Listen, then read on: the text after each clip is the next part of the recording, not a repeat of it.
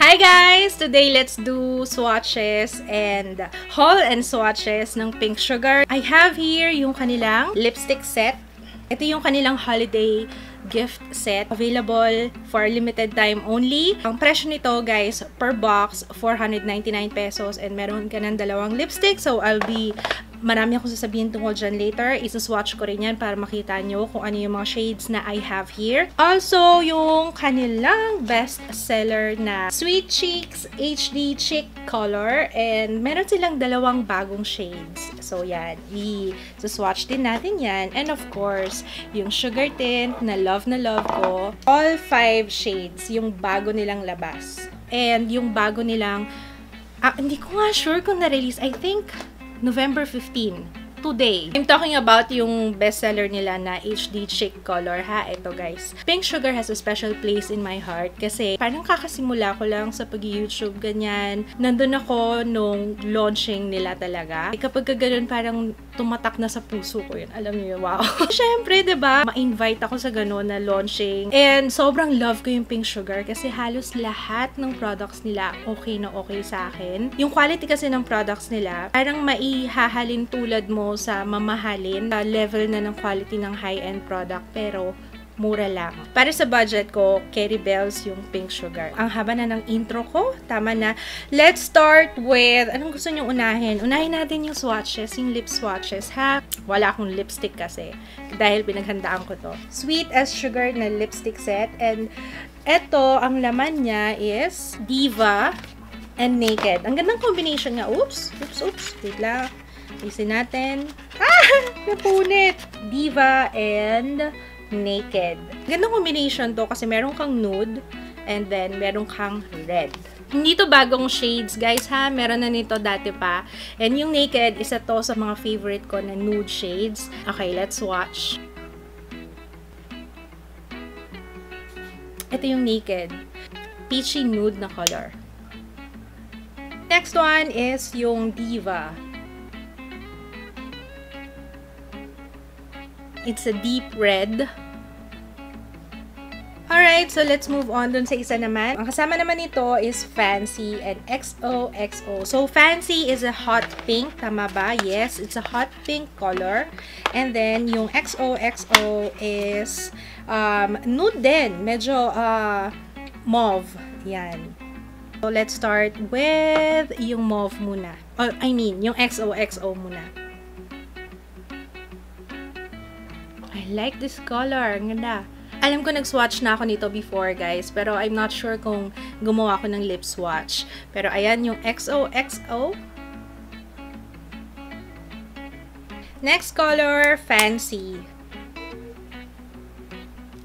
So, this is hot pink. Ayan. Perfect tong mga to na pangregalo for Christmas. 499 pesos and you get 2 shades ng HD lipsticks. Ang ganda rin ng combination kasi anong combination siya ng everyday shade tapos kung gusto mo ng bold, diba? Available na siya today, starting today. Lahat ng Pink Sugar na counters. If you wanna check it out kung saan yung mga branches na merong Pink Sugar, lalagay ko yung link ng Pink Sugar Facebook page sa description box. Let's move on na dun sa Sugar Tints. Alam ko, excited kayo dito kasi ito yung lagi kong ginagamit. Perfect Pout. Lakas maka-fresh. Yun. Lakas magmukhang fresh. So, that's Perfect Pout. Crazy in Love. Ito talaga, na-in love talaga ako dito mula nung na-try ko siya.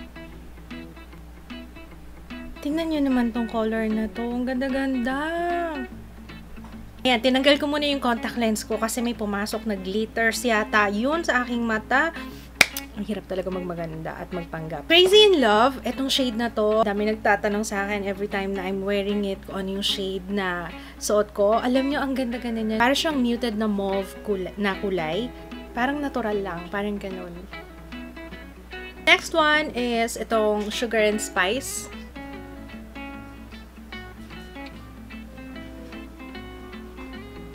Lakas mga 90s look nito, ah. This is Sugar and Spice. Ngayon ko lang siya na-try, guys. And I like it. Ang ganda. Posh Purple.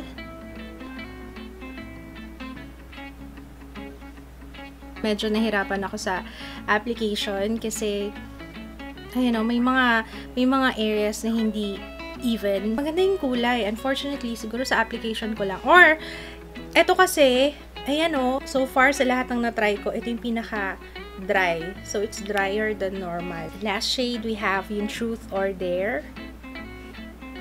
Medyo may pagka-reddish brown siya.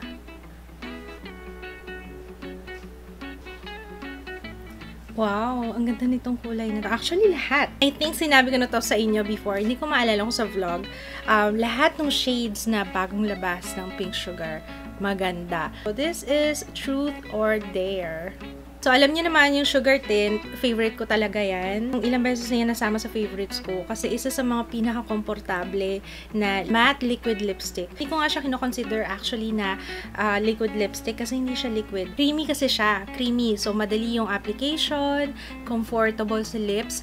Pag nag-set siya, pag natuyo siya, hindi siya yung nagmumukhang kuyukot. I'm sorry for the term. Naglulukot-lukot yung labi. Hindi ganun yung itsura niya. Yung feeling, very comfortable pa rin. Ang tip ko lang is kailangan one layer lang. Huwag patong-patong kasi hindi rin magandang tingnan. Hindi ko siya ginagamit as cheek tint. Although nakalagay dito, pwede mo siyang gamitin as cheek tint.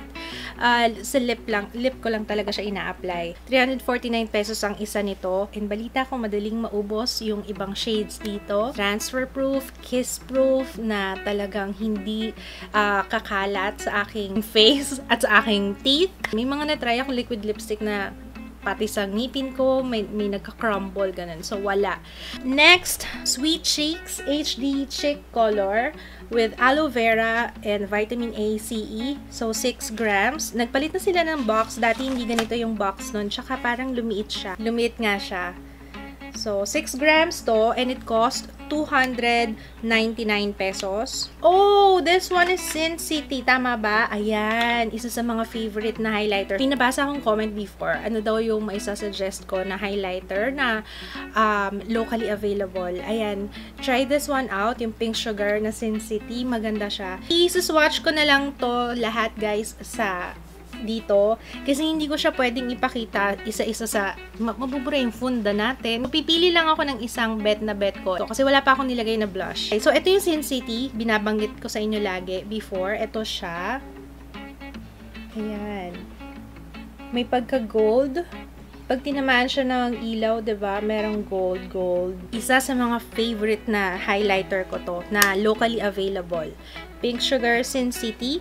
I-last na natin yung bago, ha? Pero ito yung mga best sellers nila. This is Summer Nights. Matte siya na peach blush. Ayan siya. Again, this is Summer Nights. This is Miss Independent. Matte din siya. So again, this is Summer Nights. Ito yung Miss Independent. Morocco. Feeling ko dito, pwede siyang pang bronzer. Oh, yeah! Kasi diba pag Morocco, ang nasa isip mong kulay, it's either brown, may pagka-orange. So, ayan, tama nga ako. Ang galing ko naman. You know what? I-try na natin siya i-apply. Wow! Uy, I love this one. My face kapag bet na bet ko yung makeup. Ganyan. Next one is Florence. Blush na, pag tinignan nyo up close, meron siyang parang maliliit na specks na, is it gold? Parang silver. Medyo deep na kulay. Tingnan nyo. Yan. Ito siya. Florence. Medyo deep na kulay. Okay. Etong Florence ngayon, yung i-apply ko. And I think I'm gonna like this. Parang matte din siya. Wala siyang shimmer. Nakikita nyo? Ang ganda oh! I think I have a new favorite na blush. Mag-a-apply din ako ng Sin City para kompleto na yung aking look. Ooh. These are all the swatches no HD Cheek Color na meron ako. You should check out yung bago nila ha. Yung Florence and yung Morocco. Ito yung suot ko ngayon sa aking cheeks. Ang ganda, lalo na yung Morocco. Wow. Kasi yung una nilang nilabas, nakalimutan ko na yung pangalan. Gosh, ano nga bang name nun? Okay sana siya, maganda yung kulay, kaso meron siyang shimmer, so hindi siya okay pa kung bet nyo matte bronzer. Pero it's good if you want yung mukhang sun-kissed lang. Pero ito, pwede siya actually gamiting matte bronzer, pwede rin siyang pang contour. 299 pesos lang to, guys. Parang nagbaba sila ng price, pero lumiit yung lalagyan. But still, ang nakakatuwa doon, yung salamin nila, ayan, may salamin pa rin. Tapos, in fairness, malaki yung salamin para magkasya yung aking face. Kasi usually, diba sa blush, parang yung mata ko lang yung nakikita. Check out yung Morocco and yung Florence. Ayan, I highly recommend this too. Listahan ng mga products na nabanggit ko today, ilalagay ko of course sa description box. Thanks for watching. See you again on my next video. Bye!